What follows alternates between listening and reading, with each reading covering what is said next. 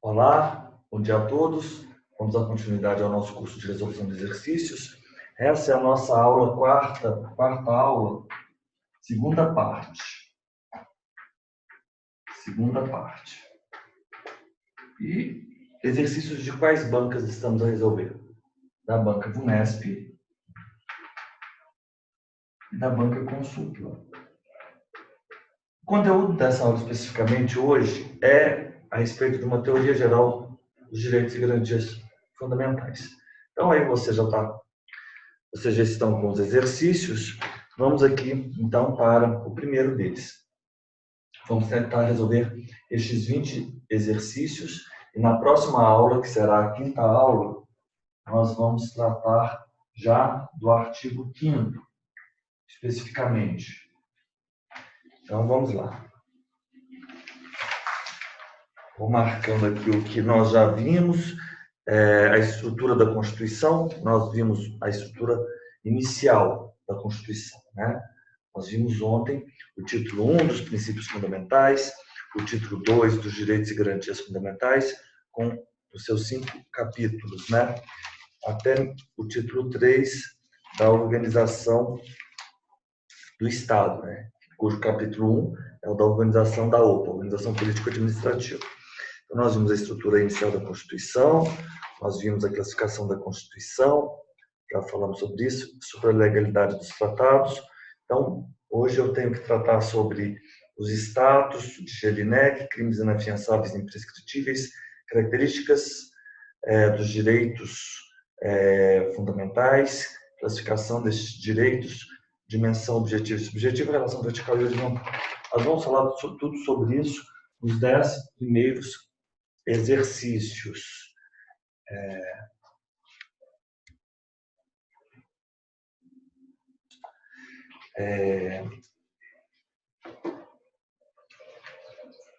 Os princípios.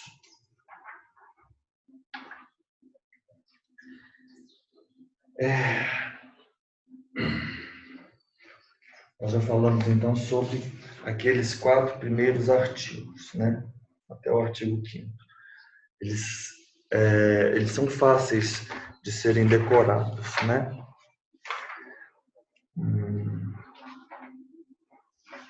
Vamos aqui então. Sobre a chamada doutrina da reserva do possível, é correto afirmar, com base na legislação nacional, que, antes disso,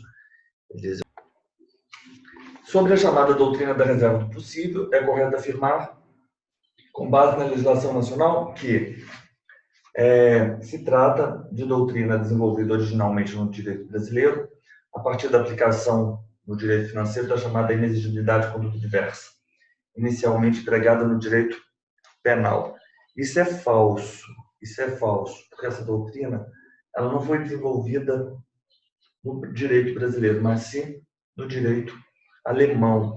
É o que eles chamam no direito alemão de mínimo. Isso aqui é uma característica, é um viés dessa doutrina. Mínimo, um viés, eu quero dizer especificamente um aspecto dessa doutrina. Nós vamos falar isso aqui na próxima assertiva. Essa doutrina, na verdade, ela foi desenvolvida na doutrina, no direito alemão. Então, sobre essa característica específica dessa reserva do possível na próxima assertiva. Consiste em defesa subsidiária do poder público contra ações movidas por descumprimento de direitos fundamentais previstos na Constituição que demandem para sua plena eficácia prestações positivas por parte do Estado quando seu descumprimento se dê por motivo de demonstrada e justificada escassez de recursos. Verdade, é isso mesmo, né? O Estado social, no âmbito do Estado social, posso dizer dessa forma, nós temos aí constitucionalizados direitos que são os direitos, que é um adjetivo, e eu acredito que no nosso contexto, de certa forma, no Brasil, visto, de certa forma, os direitos sociais como de algo pejorativo, eu tenho essa impressão aí, paida, uma certa concepção de que esses direitos sociais constitucionalizados soam mal, né? Isso aí é o que me parece, o que eu não concordo, mas que eles são vistos como fruto de uma ideologia, eles sempre são muito marcados, né? O que não acontece com os outros direitos. É aquele exemplo que eu teci, que eu lhes trouxe ontem. Por que nós temos alguns direitos que são constitucionais vistos, né? Ou a acepção ou a nossa reação perante a eles é distinta de alguns outros. E por que isso acontece? Dentro desse modelo social, né, o Estado ele tem que cumprir determinadas necessidades sociais. E essas necessidades, esses direitos, na verdade, eles não podem ser simplesmente promessas vazias, né? Ou, nas palavras do STF, um compromisso constitucional inconsequente, né? O Estado, sim, ele tem o dever de concretizá-los, né? Só que o poder público, ele se utiliza aí da reserva do possível. Ele pode concretizar aquilo que é possível.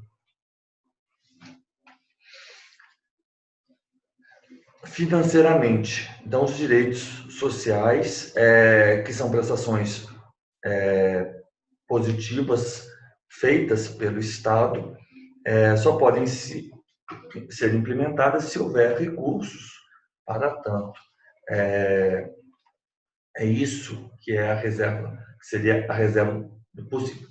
Aí, o que eu lhes disse agora há pouco, um dos aspectos no bojo dessa teoria da reserva do possível é que, se estivermos a tratar de núcleo essencial do direito, especificamente tratado da saúde, ou mínimo essencial, ou mínimo existencial, se eu tenho um núcleo essencial ou um mínimo existencial, eu tenho um limite para essa restrição. E a palavra mesmo é isso. É limite, teoria dos limites, do limite.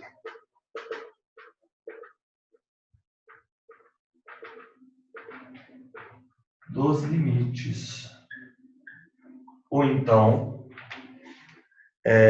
mínimo, minimorum, mínimo, minimorum. Já te ouvi falar sobre isso, Elisa? Minimorum. Ou então... Já, professor, com o professor Nelson Rosenwald. Então, a restrição das restrições. Ou então, é muito interessante a visão do direito civil do professor Nelson Rosenwald, né? Eu gosto muito dele. Ele é uma pessoa brilhante.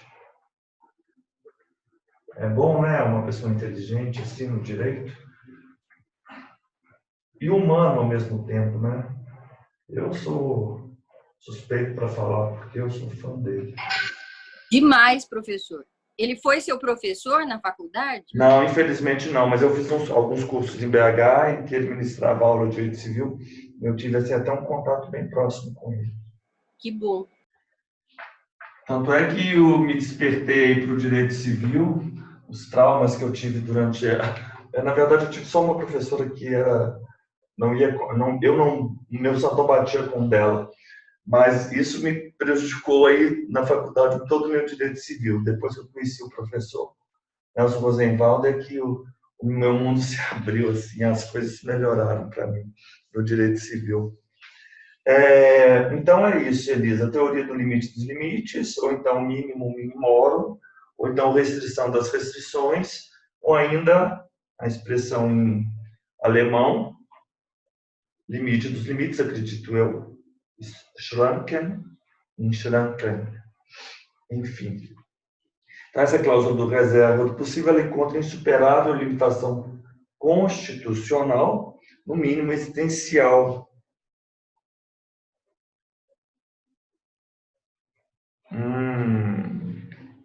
Letra B. Letra C. Encontra expressa previsão na lei de responsabilidade fiscal, isso é falso. Nós não temos este conteúdo expressamente previsto em nenhuma legislação no Brasil, nem na Constituição. Pode ser invocada sempre que houver comprometimento grave do núcleo básico, não, pelo contrário. Quando houver o núcleo básico, ela não pode ser invocada. Encontra expressão na Constituição de 67, com a emenda 69 tendo sido rejeitada, que deixou de repetir os artigos que davam amparo em matéria financeira. Falso. Isso também é falso. Isso também é falso. 2.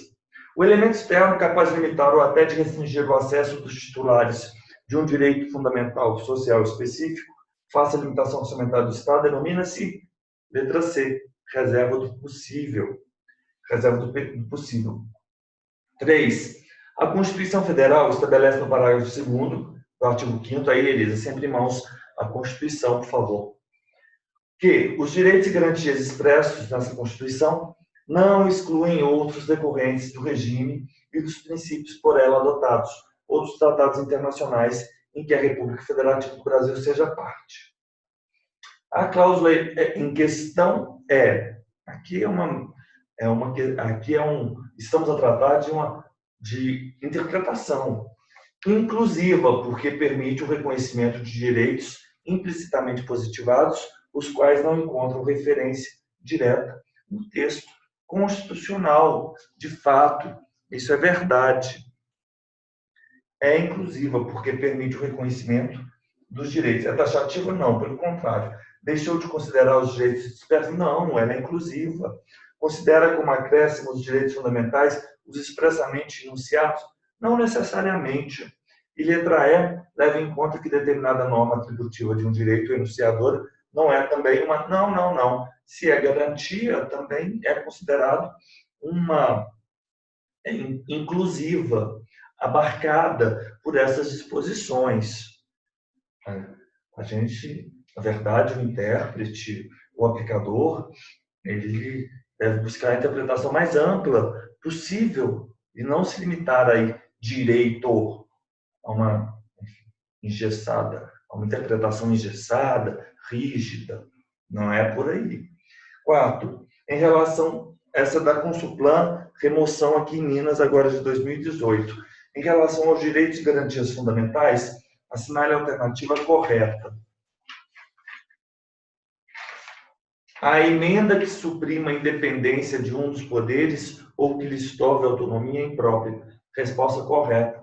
E isso se encontra naquele livro do professor Paulo Branco e o professor ministro Gilmar Mendes, o Direito Constitucional, o Tratado de Direito Constitucional.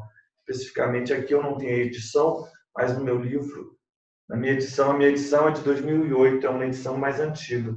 Eu quero até comprar esse livro assim, mais atual. Mas na minha edição está na página 121.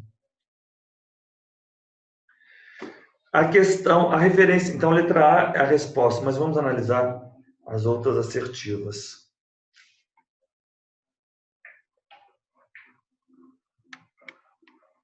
A referência feita a Deus no preâmbulo tem caráter normativo e compromete o princípio da neutralidade religiosa do Estado, obstaculizando a liberdade de não aderir a religião alguma. Bem fácil essa questão, né? Obviamente não é isso. Isso está absolutamente equivocado. Nós temos 3 correntes a tratar da força jurídica do preâmbulo da Constituição. Eu vou enumerá-las aqui. Se lembra delas, Elisa?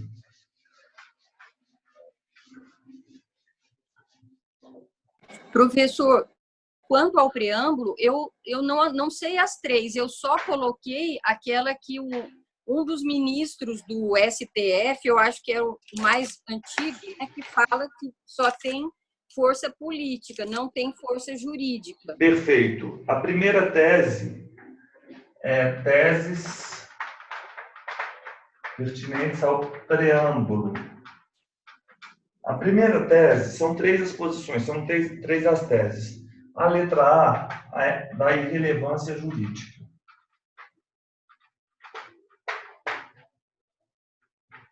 Irrelevância jurídica. Por quê? Porque o preâmbulo está no âmbito da política, é isso que você está a dizer, Elisa. No âmbito da política. Portanto, não possui relevância jurídica. A segunda tese, a tese B, é a tese de plena eficácia.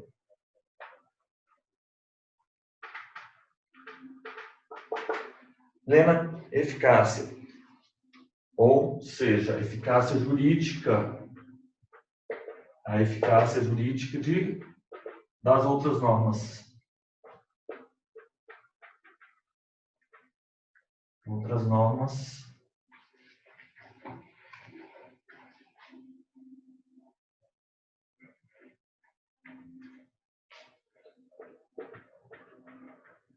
as outras normas constitucionais. E, por fim, a última é a tese da relevância jurídica indireta.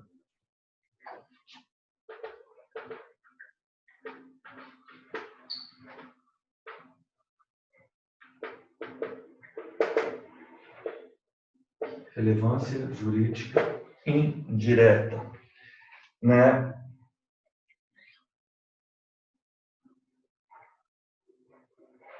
Ele, na verdade, ele tem relevância, mas ele se diferencia das outras.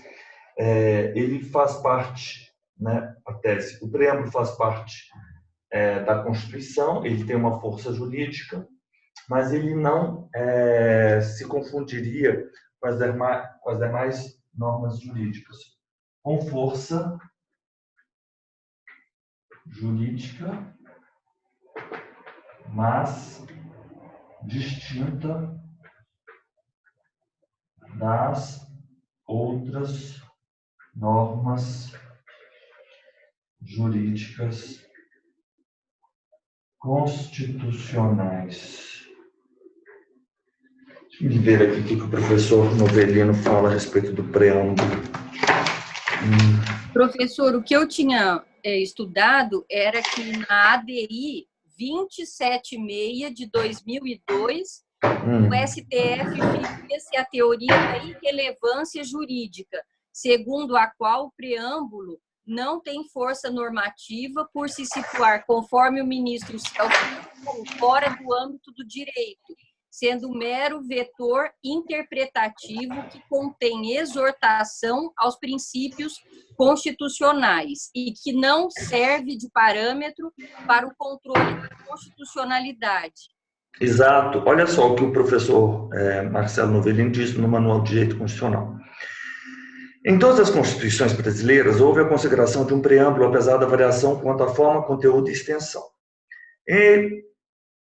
Entre os posicionamentos existentes acerca da natureza jurídica do preâmbulo, 3 concepções podem ser apontadas como as principais. Vamos ver se... Tese da eficácia idêntica à de quaisquer disposições constitucionais. É a letra B. O preâmbulo é compreendido como conjunto de preceitos idênticos aos demais consagrados no texto da Constituição, sendo dotado de força normativa cogente. Eu vou mandar essa foto aqui também. 2. Tese da relevância jurídica específica ou indireta. O preâmbulo participa das características jurídicas da Constituição, mas sem se confundir com os demais dispositivos. Não disse muita coisa também. Acredito que é mais no sentido interpretativo.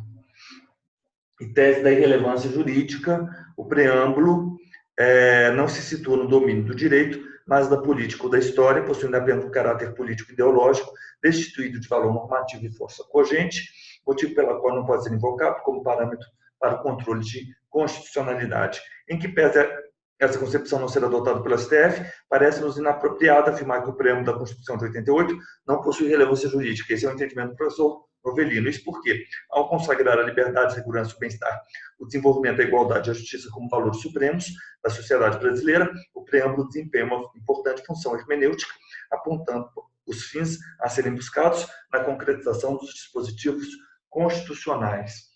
Bom, não? Vamos aqui, então, tirar a nossa foto.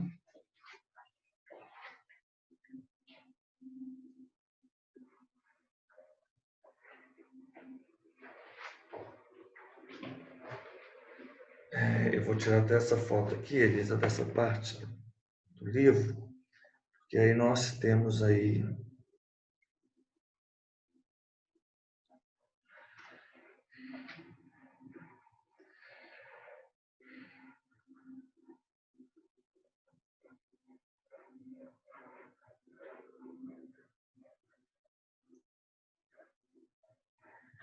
Vamos adiante.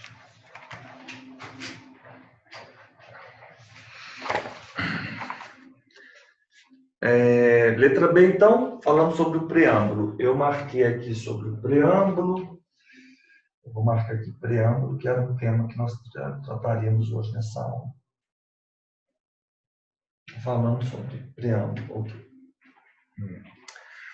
Letra C. Ofende o princípio da proporcionalidade, lei que isenta os reconhecidamente pobres do pagamento dos emolumentos devidos pela expedição de registro civil de nascimento e de óbito, bem como a primeira certidão respectiva. Não, isso é tão falso que nós já temos esse mandamos nessa ordem constitucional, correto? Não ofende o princípio da proporcionalidade de lei que isenta os reconhecidamente pobres do pagamento dos emolumentos devidos pela expedição de registro civil de nascimento e de óbito, bem como a primeira certidão respectiva. Esse é o conteúdo da ação declaratória de constitucionalidade 5 do Distrito Federal, Elisa. Qual que é o número, professor? ADC 5. Sim. É o inciso 76, né, da Constituição. Exato. São gratuitos para os reconhecidamente pobres na forma da lei, o registro civil de nascimento e a certidão de óbito. Esse é um dos fundamentos. Correto? Letra C, falso. A inviolabilidade da intimidade, da vida privada, da honra e da imagem das pessoas é assegurada como direito absoluto, devendo ser considerada ilegítima qualquer hipótese de intervenção ou ponderação no âmbito de proteção do direito à privacidade. Não, pelo contrário. Isso é falso, porque os direitos eles não são absolutos, eles são relativos. E eu vejo com bons olhos, apesar de eu desconhecer de uma maneira razoável, eu conheço alguma coisa superficial, conteúdo de penal e o de processo penal, em que pese eu desconhecer de maneira mais profunda, eu vejo com muitos bons olhos esse movimento e essa disposição do pacote de se não publicar a imagem daquelas pessoas que são acusadas. Isso sempre me causou assim espanto, né? Porque, igual agora há pouco tempo, mesmo em Belo Horizonte, são vários os casos, né? De um professor, ele tinha sido acusado de ele abusar sexualmente umas crianças, e me parece que ele era um professor de uma escola de natação. E depois soube-se que ele, na verdade, uma das professoras, ela tinha tentado uma relação com ele, amorosa, e ele não quis. E ela, para se vingar, ela publicou, ou me parece, no grupo de WhatsApp, que ele, enfim, promovia atos contra essas crianças. E ele foi preso, olha que seriedade isso. E sabe esses jornalecos, né? Que nós vemos aqui, o Metro, o Metrô, publicou na estampa a foto da pessoa, né? Com uma acusação leviana dessas. Olha que gravidade. Isso causa...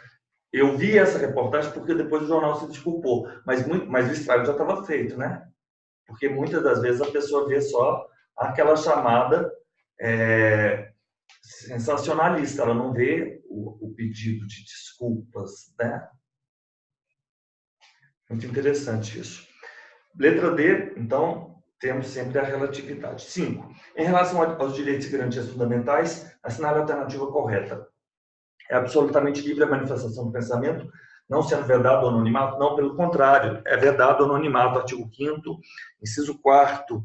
É livre a manifestação do pensamento, sendo vedado o anonimato. Ô, Elisa, você, não sei como você estuda, você é fã aí do Lumicolor? Você gosta de marcar aí a Constituição ou não?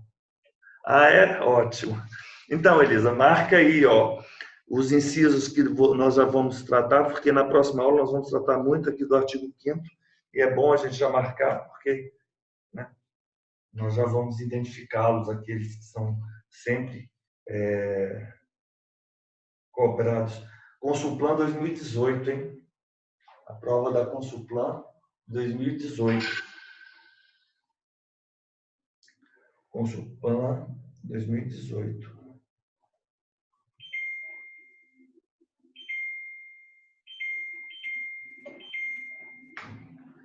Não é reconhecido aos transgêneros o direito à substituição de prenome e sexo diretamente no registro civil. Falso. Falso. STF, ADI 4275 e, posteriormente, o provimento 73 do CNJ. Não é verdade. Falso. A garantia do voto secreto, entendida como elemento fundamental do sistema democrático, não pode ser suprimida por meio de emenda. Verdade. É uma limitação material ao poder derivado, ao poder constituinte derivado reformador de emenda. A Constituição não excepciona do dever geral de informar a hipótese de informações imprescindíveis à segurança da sociedade e do Estado, sendo inadmitido o sigilo. Não, pelo contrário. Nessa hipótese, ela excepciona sim. É o 33, Elisa.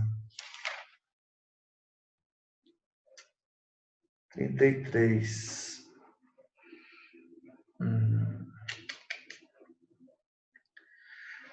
Todos têm direito a receber dos órgãos públicos informações de seu interesse particular ou de interesse coletivo ou geral, que serão prestadas no prazo da lei, sob pena de responsabilidade, ressalvadas aquelas cujo sigilo seja imprescindível à segurança da sociedade e do Estado.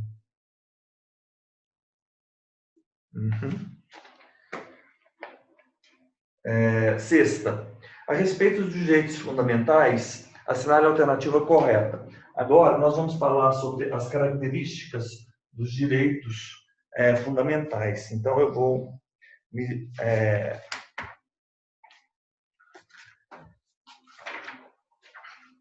O título 2 da Constituição trata em 5 capítulos, né? A partir do título 2 da Constituição, Elisa, vai tratar dos direitos e garantias fundamentais. Então, o primeiro capítulo, dos direitos e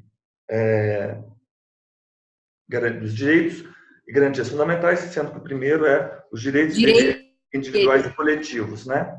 Direitos e deveres individuais e coletivos. Então, nós temos essas categorias, né, que foram agrupados. Os individuais e coletivos, no capítulo 1, os sociais no capítulo 2, eu já fiz esse quadro ontem, vai seguindo aí os de nacionalidade no 3, os políticos no 4, e aqueles direitos que são relacionados à participação em partidos políticos e à existência dos partidos políticos, né?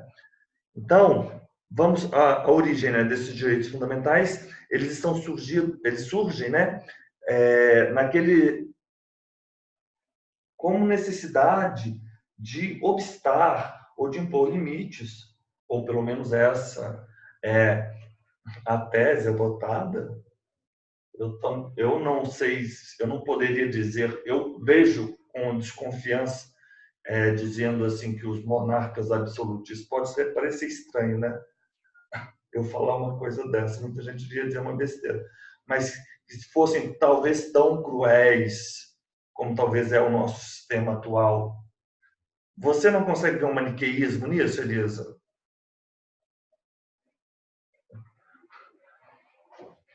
O que eu quero dizer é o seguinte, talvez a gente só tenha trocado 6 por meia dúzia. É que eu acho, professor, que a positivação, de qualquer jeito, é uma garantia, né? Ótimo, nossa.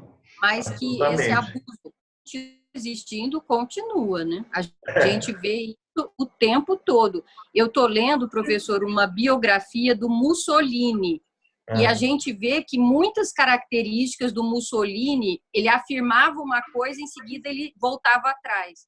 A gente está vendo no presente, né? Os governantes que tomam uma decisão, 2 minutos depois voltam atrás, aí vão de novo, aí voltam, né? Elisa, você sabe que isso é explicado psicologicamente no campo, isso tem estudos psicológicos. Isso é assim, por exemplo, Elisa, eu vou fazer o seguinte, eu vou te multar, enfim, eu vou te multar em 100 mil reais. É um exemplo hipotético. Aí, você é uma pessoa que não merecia, pode ser alguma multa de nenhuma natureza. Você discute isso. Aí eu falo assim, tá bom, então agora eu vou te multar em 10 mil reais. Você acaba criando como se fosse a multa de 10 mil reais algo bom, porque você compara com o que seria antes. Então eu vou tirar os direitos, eu vou tirar todos os direitos. Ah, não. Tá bom, então agora eu só vou tirar o descanso do final de semana e dos feriados. Algo do jeito, por aí, né? Aí as pessoas se contentam, né?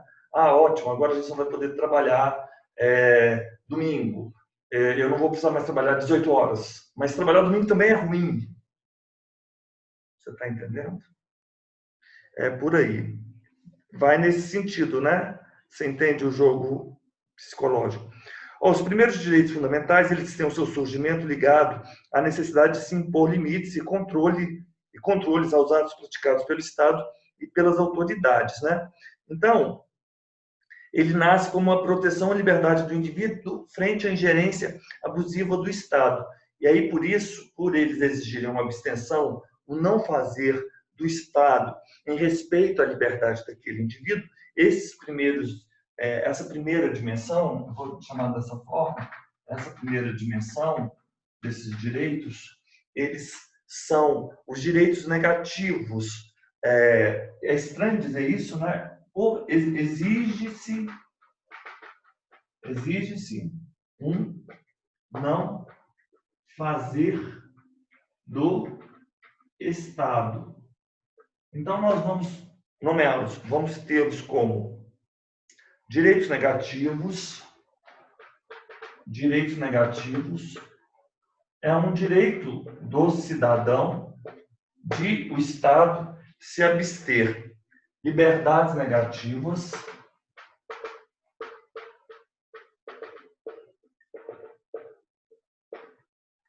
eu acho que sim, o Estado não pode se intrometer em determinadas questões, mas ele deve se imiscuir em outras. Esse aí é o grande dilema, né? Direitos negativos, liberdades negativas, ainda direitos de defesa. Assim, os sinônimos são ótimos, né? Direitos de defesa, por que direitos de defesa, hein? Defesa da ingerência do Estado frente ao cidadão. Então, essa seria a primeira dimensão, né, dos direitos fundamentais. Antes surgiram como normas que visavam, né, restringir a atuação do Estado, né?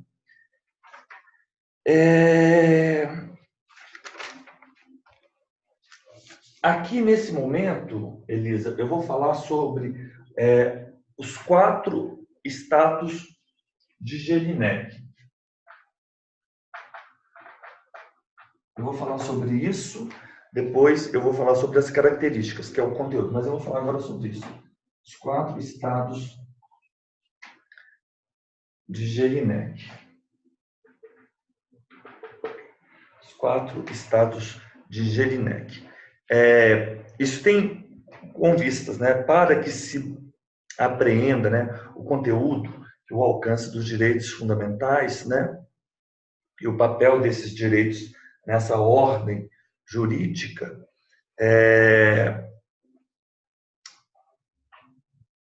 O filósofo, o jurista alemão, ele desenvolveu essa classificação em que ele coloca, e essa classificação ela tem como critério a posição do indivíduo perante o Estado. Como o indivíduo ele pode se encontrar, o critério, a posição, eu vou colocar aqui, critério do indivíduo frente ao Estado. Indivíduo frente ao Estado. Frente ao Estado. Ao Estado. Frente ao, né? Em geral, a gente fala assim, em frente ao Estado. Frente ao Estado. Então, vamos lá. Passivo. Isso aqui, Elisa, você entendeu que é uma classificação de direitos fundamentais? Tudo bem? Ou 4 status, né? Classificação dos direitos fundamentais. Vou colocar aqui.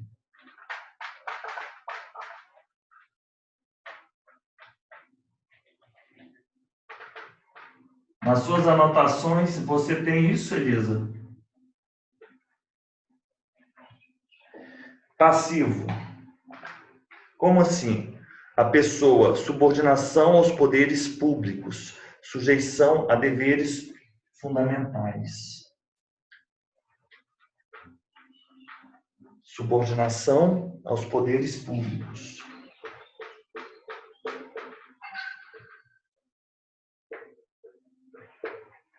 Subordinação aos poderes públicos, sujeição a deveres fundamentais.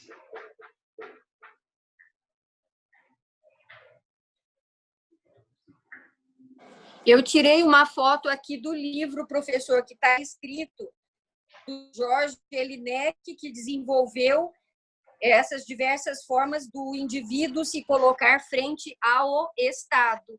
Aí eu só coloquei aqui para a gente ver que é em frente ao. Obrigado. O negativo, autodeterminação do indivíduo, é o que eu disse aqui, não ingerência do Estado.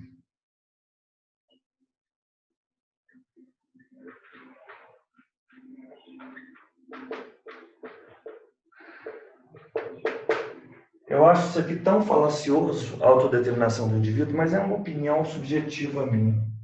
Acho que não existe isso, não. Não ingerência do Estado. Acredito eu. Professor, é que eu acho que a gente, brasileiros, nós somos mais experientes com estados que não respeitam o indivíduo, mesmo havendo a positivação de direitos fundamentais. Mas os alemães, eles são muito preto no branco, né? Então, por exemplo, eu me lembro, eu tive um problema e todo mundo teve um problema. Um amigo alemão, quando eu morava na Bélgica, ele falou, mas vocês têm que reclamar, sabe? Tem que formalizar a reclamação. Eu falei, para quê? Não vai adiantar nada, eu não vou perder meu tempo. Ele ficou uma fera. Então, eu acho que, no caso Jorge Jelinek, ele acha que esses status né, do indivíduo se colocar frente ao Estado, eles vão funcionar. E a gente é muito descrente, né? O brasileiro é muito descrente. Então, eu entendo a sua fala, eu acho que ela é pertinente. Mas você sabe que quando eu penso sobre o Estado, eu acho que não há saída a não ser a existência do Estado. Eu sou pró-Estado, mesmo. Mas não qualquer Estado, né? Claro.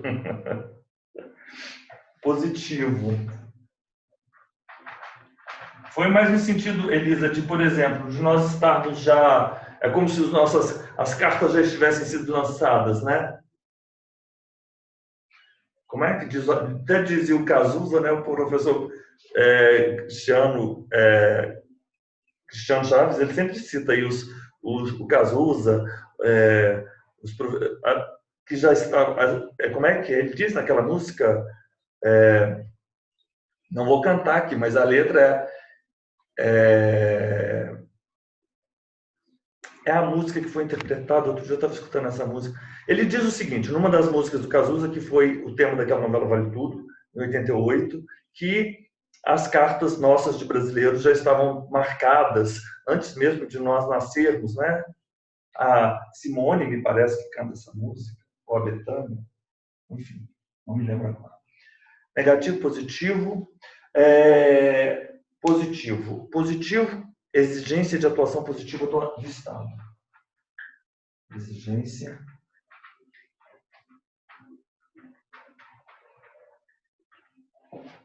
positiva do Estado. Positivo, ativo. Exercício de direitos políticos, participação na vontade.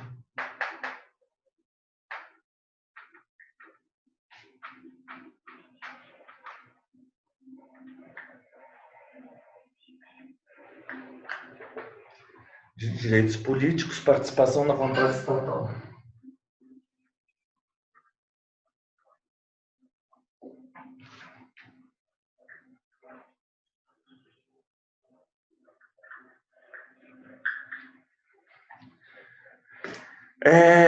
Nós temos o status passivo, né, que quando o indivíduo encontra-se nessa posição de subordinação aos poderes públicos, né, caracterizando-se como detentor de deveres, sujeição a deveres.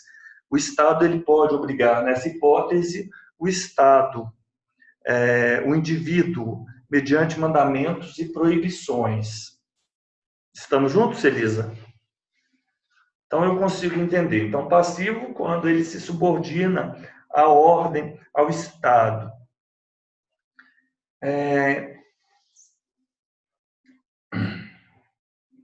Em outros momentos, o Estado ele não pode interferir, né? Faz-se necessário, ou melhor, o Estado ele não tem ingerência no comportamento do indivíduo, né? Que o Jelinek chama de autodeterminação do indivíduo, que tem direito a gozar de algum âmbito, né, de ação desvencilhada dessa ingerência estatal. Aí, nessa situação, é o status negativo, que é essa hipótese aqui da primeira dimensão. Eu estava só vendo aqui, no resumo do Dr. Paulo Lepori, do Revisaço, que ele dá 2 exemplos no caso do status passivo, de subordinação aos poderes públicos. Quais seriam? Sujeição. Ele diz que é a obrigação do exercício de direito de sufrágio pelo voto aos maiores de 18 anos e a proibição do direito de reunião para fins não pacíficos. Esses seriam 2 exemplos da subordinação. Eu vou colocar dever de voto. Posso? Dever de voto e proibição de reunião não pacífica. Ok. Proibição, reunião não pacífica. Mas aí dos outros ele não dá exemplo. Tudo bem. Então, autodeterminação do indivíduo. Negativo, eu acho que seria aquele da Constituição que fala que o Estado não pode interferir nas decisões do casal quanto ao número de filhos. Lembra? Ótimo. Lembro. Na vida comum, na comunhão, na vida comum, na comunhão do casal. Você quer que eu coloque o exemplo aqui? Interferência na vida comum. Interferência na comunhão, interferência no casamento. Vamos dizer dessa forma?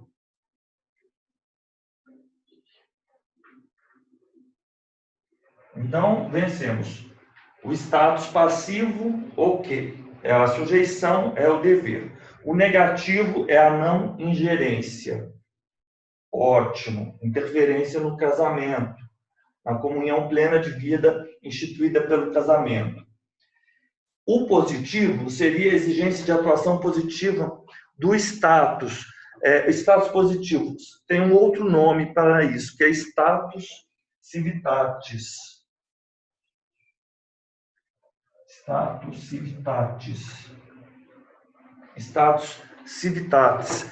É naquelas situações, está presente naquelas situações em que o indivíduo tem o direito de exigir do Estado que atue positivamente, que realize prestações positivas, oferta bens e serviços, né?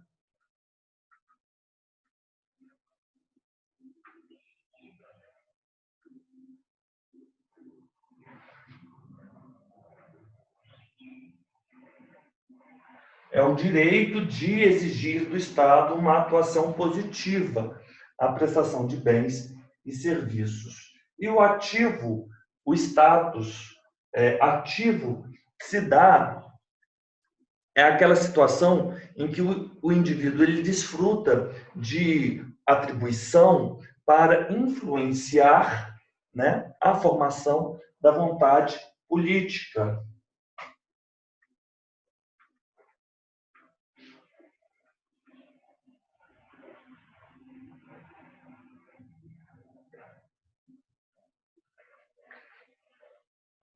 Esse, professor, seria o caso que aconteceu ano passado da obrigação da participação social nos conselhos da infância e juventude. Houve uma tentativa por parte do governo de desmantelar a estrutura dos conselhos. E aí, um dos ministros do STF, eu não me lembro qual, se foi o Luiz Fux, ele determinou que os conselhos de infância e adolescência tivessem mantido a sua estrutura, não é? Na Porque verdade, o direito de participação na vontade do Estado. Eu acho que eu posso estender, sim, no meu contexto jurídico constitucional, sim, para essa hipótese. O que eu acho que ficou claro aqui o Jelinek diz especificamente sobre situação em que o indivíduo desfruta de atribuições para influenciar sobre a formação da vontade estatal, correspondendo à essa posição ao exercício dos direitos políticos manifestados especialmente por meio de voto. Mas eu acho que sim. Será que ali nós tínhamos uma situação de direitos políticos? É uma pergunta, né? De certa forma, sim, acredito eu, né? É uma atuação política? Não sei. Temos que pensar sobre isso. Agora vamos para as características dos direitos fundamentais, que é o conteúdo da nossa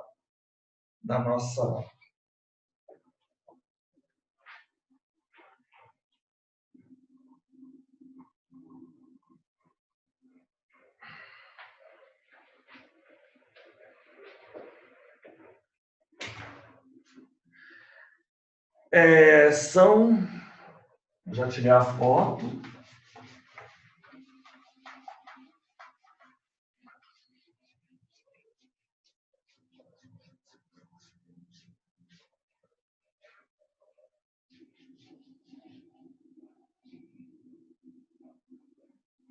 Status do Jelinek já viu, agora vamos para as características.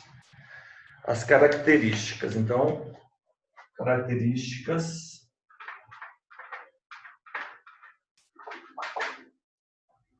direitos fundamentais. Característica dos direitos fundamentais.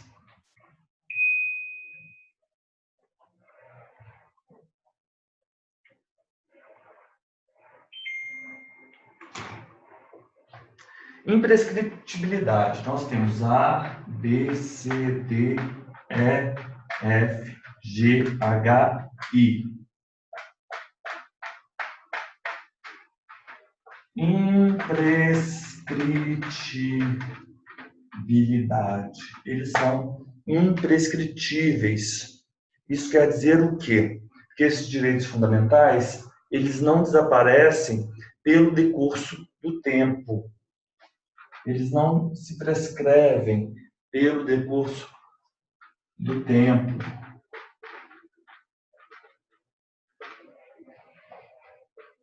Pelo decurso do tempo. Outra característica é a inalienabilidade.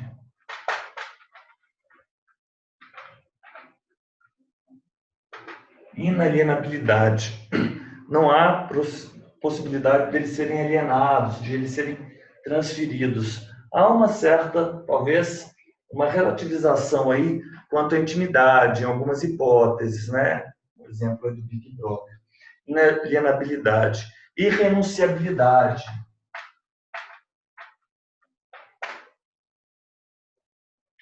Eles não podem, não se pode. O sujeito, ele não pode, não há a possibilidade, eles não podem ser objeto de renúncia, via de regra. Inviolabilidade.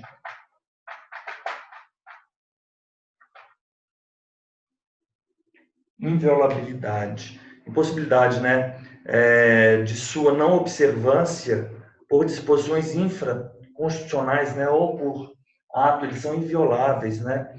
Eles não disposições infraconstitucionais ou atos de autoridades públicas não podem violar os direitos fundamentais. Universalidade.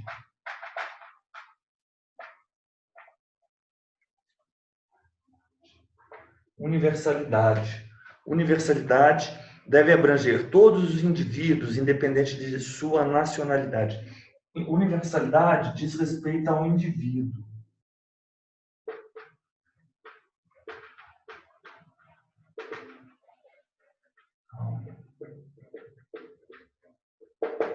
Diz respeito ao indivíduo. Efetividade.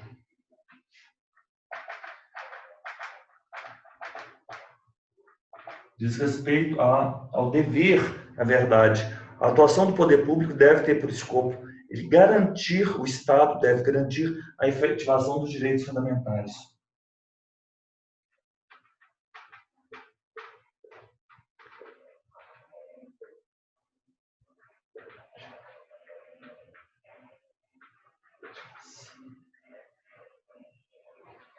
G. Interdependência.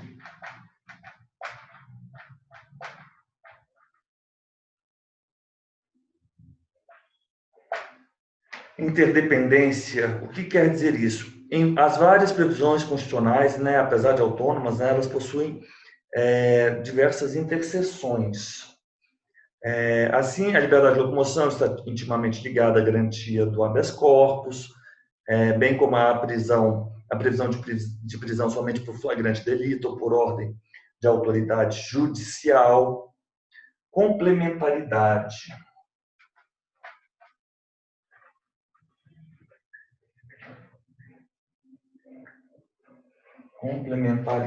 Complementaridade. Os direitos fundamentais não devem ser interpretados isoladamente, mas sim de forma conjunta. Interpretação conjunta.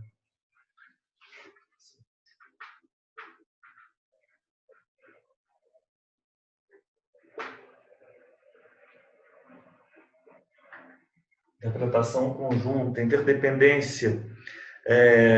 Eles são interseções, né? Eles têm pontos de interseção, eles se interseccionam, se eu posso usar essa palavra.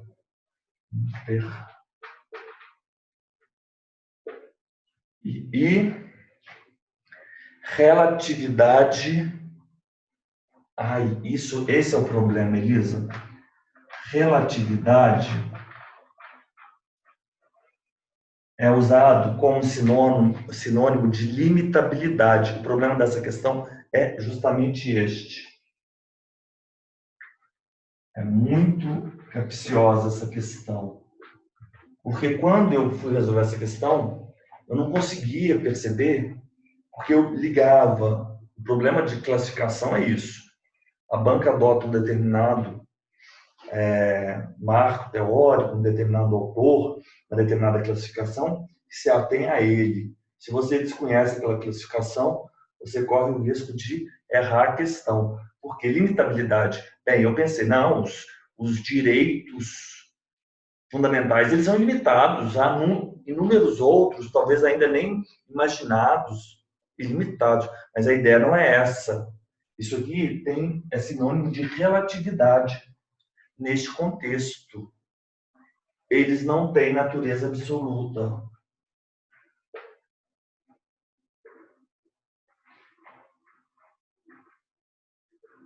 Então, Elisa, quando você se deparar com uma classificação de direitos fundamentais, é sempre bom, caberia primeiro a pergunta: você está se referindo ao número de direitos ou você está se referindo à relatividade?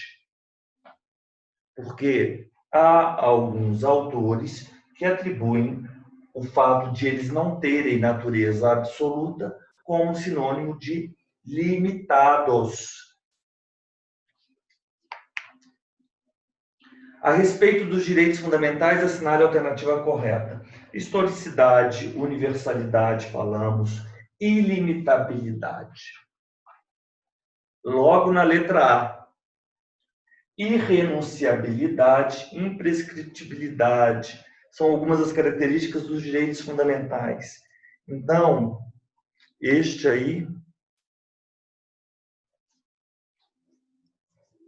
é o problema. Este é o problema.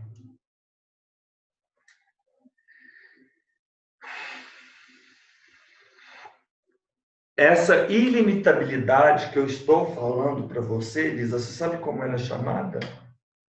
Princípio da não tipicidade dos direitos fundamentais. Essa ideia, né? Direitos fundamentais.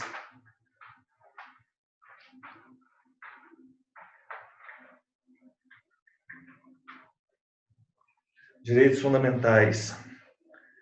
Normas abertas.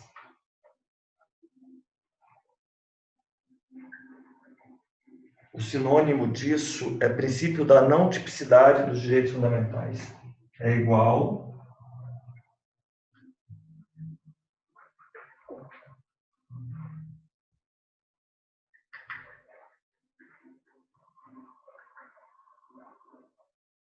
princípio da não taxatividade dos direitos fundamentais.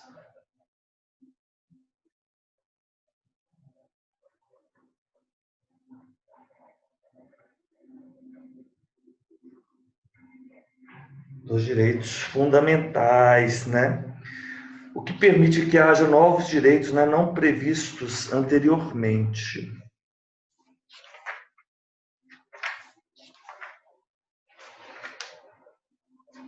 Uhum. 6. B. A aplicação dos direitos fundamentais nas relações entre os particulares e o poder público dá-se o nome de eficácia externa ou objetiva. Vamos falar sobre isso daqui a pouco. Eu só quero falar. Essa questão é muito interessante.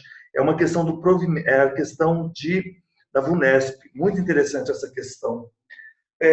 Segundo, vou voltar na letra B daqui a pouco, é porque eu quero continuar com esse quadro aqui. Segundo a teoria dos 4 status de Jelinek, no status positivo, então é a prestação do serviço, já guardei. O indivíduo possui o poder de influenciar na formação de vontade do Estado por meio de exercício de direitos políticos? Não, esse é o ativo, não é, Elisa? Exercício dos direitos políticos é o status ativo. Exato, status ativo. Professor, eu tinha anotado errado, então. Eu tinha anotado que o positivo é que era o exercício dos direitos políticos e participação na vontade. Positivo é a exigência de atuação positiva do Estado. E ativo... Tá. Então, eu anotei errado. O ativo é que é isso, né? É exercício dos direitos políticos, participação na formação da vontade estatal. Então tá. Aí o positivo é a exigência da atuação positiva do Estado com a oferta de serviços. Isso. Que é o status civitatis. Então, presente. O ativo é que é o status civitatis? Não, o positivo. O status positivo ou status civitatis está presente naquelas situações em que o indivíduo tem o direito de exigir do Estado que o Estado atue positivamente em seu favor, em favor do indivíduo. Como, por exemplo, que realize prestações, ofertando serviços ou bens. É o status positivo de atuação. Tá. O positivo tem a ver com o Estado, com o agir positivamente do Estado. O negativo, positivo e negativo, tem a ver com o Estado. Você concorda? Negativo, o Estado não interfere. Positivo, o Estado interfere. E passivo e ativo tem a ver com o indivíduo. No passivo, o indivíduo é submetido ao dever, e no ativo, o indivíduo tem o direito de fazer, de participar da vontade estatal, de exercício de direitos políticos. Ficou claro? Tá. Então, o ativo e o positivo têm a ver com o Estado. Exato. Não, é o negativo e o positivo. O negativo, o Estado não interfere, no positivo, o Estado deve agir. Exato. Tá. Negativo E e no positivo. ativo e no passivo, não. Aí tem a ver mais com o indivíduo. O passivo e o ativo tem a relação com o indivíduo. Você Professor, só tem que... e o positivo é chamado de status civitatis. Exato. E o negativo de status libertatis. Exatamente, exatamente, é isso aí. Tá. Obrigada.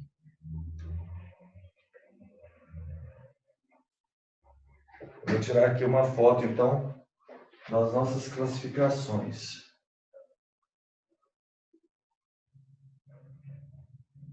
Das nossas características, na verdade. Essa questão é ótima. Típica questão de prova.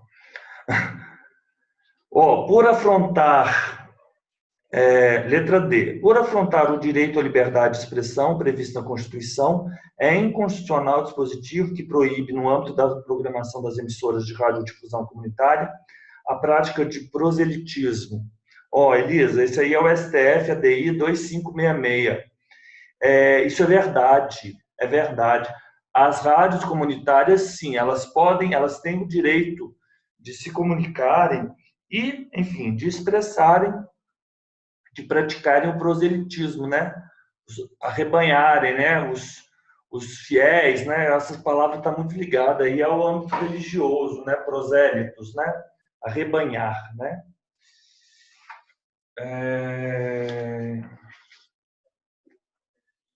O plenário do STF, em sessão, julgou inconstitucional a proibição a proselitismo de qualquer natureza na programação das emissoras de radiodifusão.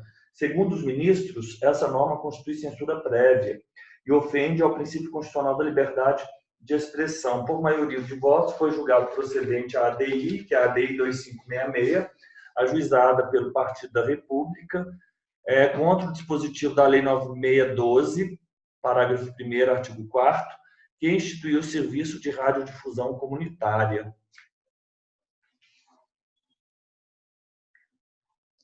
E, por fim, as entidades associativas, ainda que não expressamente autorizadas, têm legitimidade para representar seus filiados judicial ou extrajudicialmente? Artigo 5º, inciso 21. Falso, falso. É só letra da Constituição. As entidades associativas, quando expressamente autorizadas,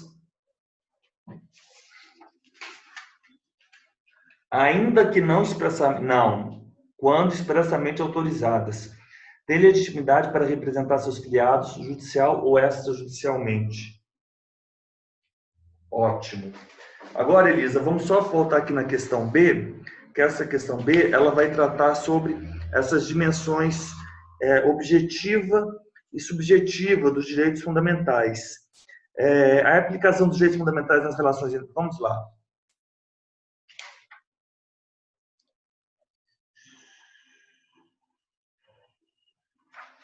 Vou falar sobre duas coisas aqui. Professor, aqui no meu vademecum da Saraiva, quando a gente trata desse inciso 5º, do artigo 5º da Constituição, inciso 21, as entidades associativas, quando expressamente autorizadas, terem legitimidade para representar judicial e extrajudicialmente seus filiados, tem uma remissão à súmula do STF de número 629, que fala que para impetrar mandado de segurança coletivo, essas entidades de classe independem de autorização dos associados, se for um mandado de segurança coletivo em favor dos associados. Ótimo. Uhum. Muito obrigado. Então, é uma exceção, né? Você tem como me dizer de quando é essa súmula? Qual é essa súmula? Eu não tenho, professor, que aqui no Vademécum não tem, mas 629, eu acredito que ela seja recente, porque está quase tá no 700 e pouco de súmula agora, né? Essa súmula é 629.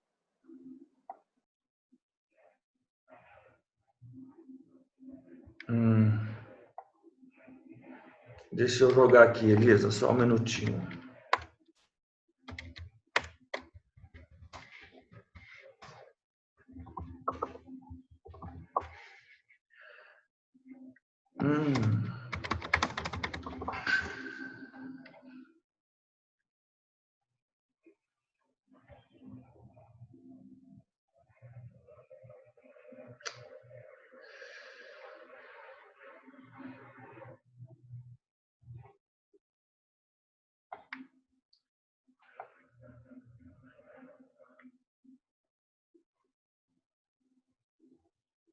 Tá.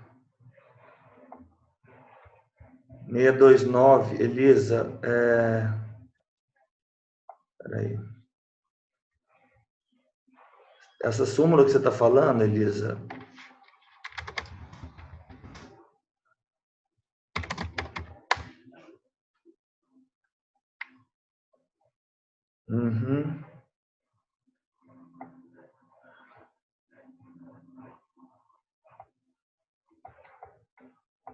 ok. 629.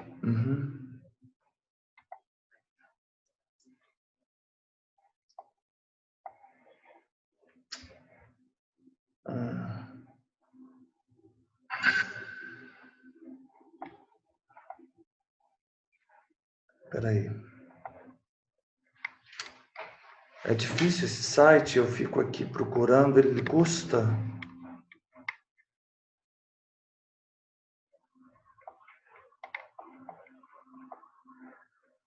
A última súmula que nós temos, que não é vinculante, é a 736.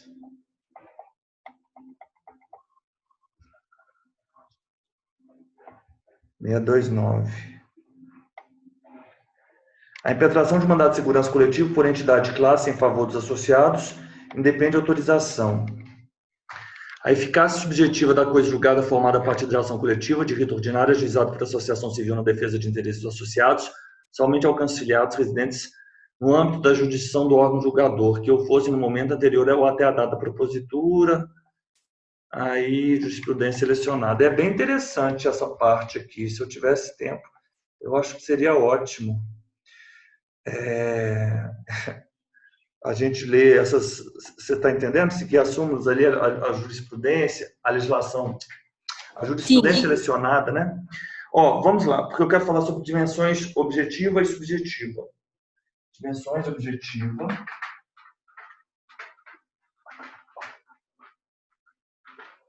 Objetiva.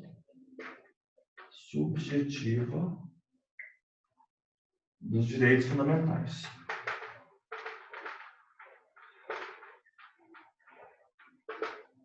Dos direitos fundamentais.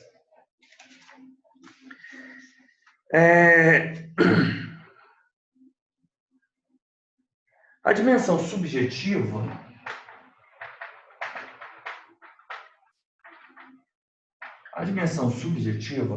ela diz respeito aos direitos de proteção. Olha que interessante. Isso diz respeito àquela classificação do Jelinek, dimensão objetiva e subjetiva.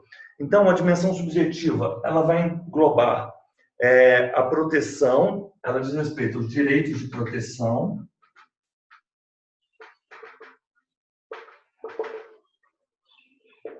que são os negativos,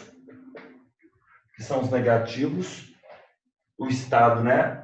Não, foi exatamente isso que eu acabei de falar para você. Você lembra que eu disse que duas, que tem ação e não ação, duas diz respeito ao Estado e duas diz respeito ao indivíduo? Quais são as que dizem respeito ao Estado? o negativo, né?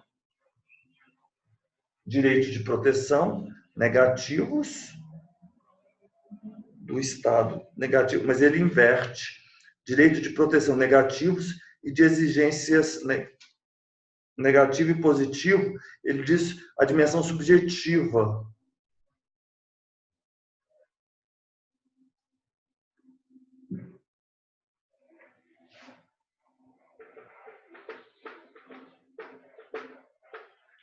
Exigência de prestação.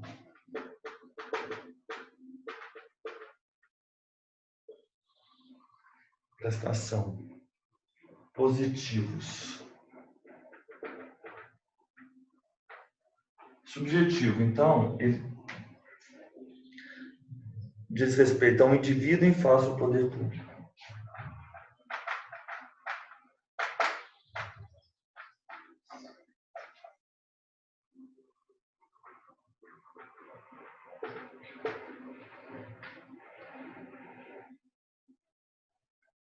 Direitos de proteção negativos e de exigência de prestação positivos por parte do indivíduo face ao poder público. Na dimensão objetiva,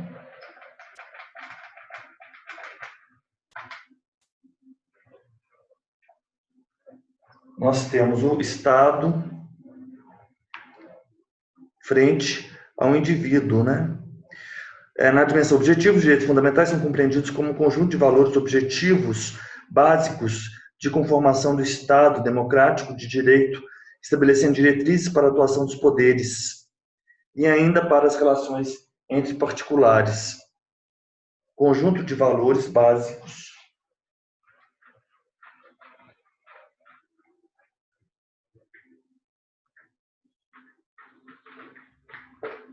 Os direitos fundamentais são o conjunto de valores básicos de conformação do Estado democrático. Essa última feição, ela é denominada também de eficácia irradiante dos direitos fundamentais.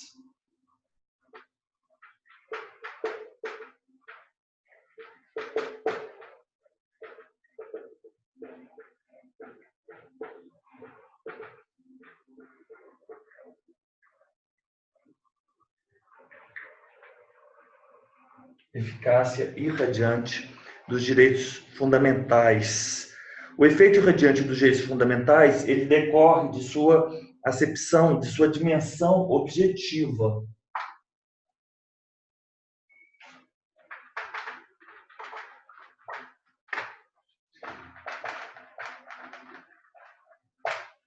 Dimensão subjetiva, dimensão objetiva. Então é isso, na dimensão objetiva, os direitos fundamentais eles são compreendidos como conjunto de valores básicos de conformação do Estado democrático de direito, estabelecendo diretrizes para a atuação dos poderes e para as relações entre os particulares. Essa última feição objetiva, não, aqui na verdade tem uma coisa equivocada. Eficácia, conjunto de valores básicos de conformação, de conformação do Estado democrático de direito.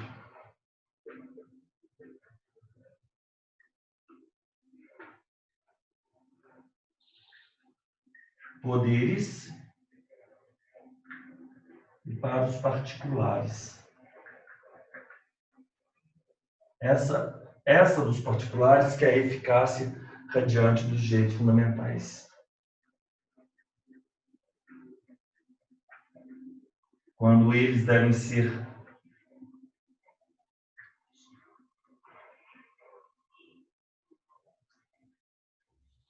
é isso, Elisa.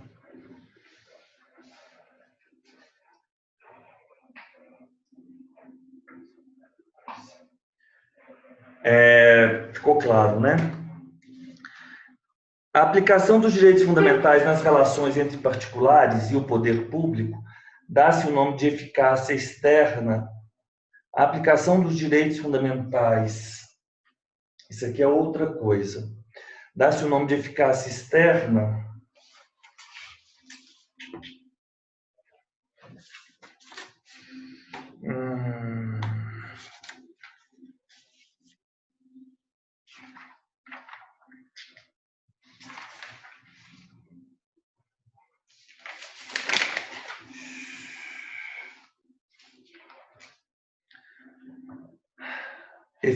a aplicação dos direitos fundamentais nas relações entre os particulares e o poder público, dá-se o nome de eficácia externa objetiva? Não, eficácia vertical, horizontal. Não, eficácia vertical. Não é isso, não é isso. Mas, de qualquer forma, é outra coisa que eu falei. Eu até peço deles, porque essa questão não trata sobre isso. Ela trata sobre uma outra classificação, sobre a aplicação, a vinculação dos direitos fundamentais. Se a relação é entre Estado e particular, nós temos uma relação vertical. Se a relação entre particular e particular, é relação horizontal, é relação privada, é relação externa. Então, a relação entre o particular e o poder público é relação vertical. É o contrário, a relação entre particulares é que é eficácia externa, é relação horizontal. Não, ele confunde essas duas informações, ele mescla essas duas informações. O que é dimensão objetiva, o que é dimensão subjetiva? Dimensão subjetiva diz respeito do indivíduo face ao poder público. Direito de proteção, negativo, o Estado ele não pode interferir na esfera do indivíduo, e exigência por parte do indivíduo de prestação pelo Estado. Já a dimensão objetiva é o direito fundamental em si, é o conjunto de valores básicos de conformação do Estado democrático de direito. E ela vale para tanto os poderes quanto para os particulares. E quando nós temos essa dimensão objetiva dos direitos fundamentais, esse conjunto de valores básicos, valendo para os particulares, nós temos a eficácia radiante dos direitos fundamentais. Eu até acho estranho isso, porque na minha concepção, os direitos fundamentais, obviamente, ele vale para as relações interpessoais, mas é interessante, o que é bom, sempre eu pensei isso, não, mas não necessariamente, antes era só uma relação Estado-particular, correto?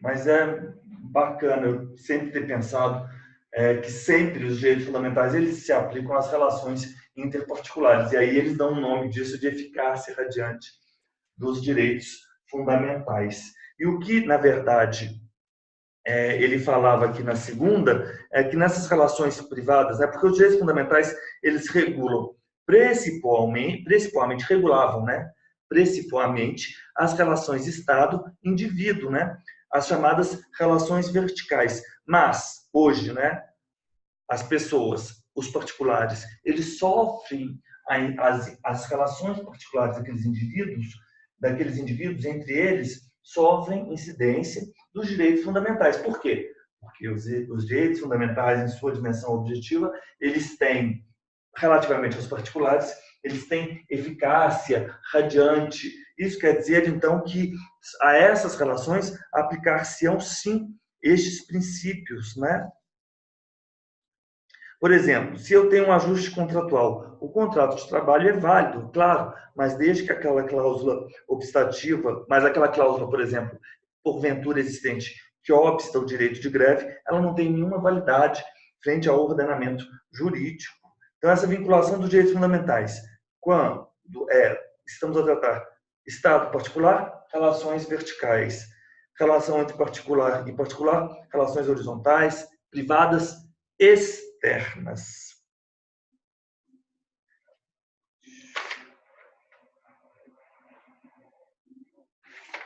Elisa, vamos encerrar nossa aula por hoje, porque nós temos encontro às 19 horas, e nós continuamos aí com a nossa teoria geral, e nós temos aí só mais alguns poucos exercícios, para nós já adentrarmos nos exercícios específicos do artigo 5º, tá bom? Muito obrigada, professora. Então, até às 19 horas, tá bom? Muito obrigado. Tchau. Obrigada, senhor.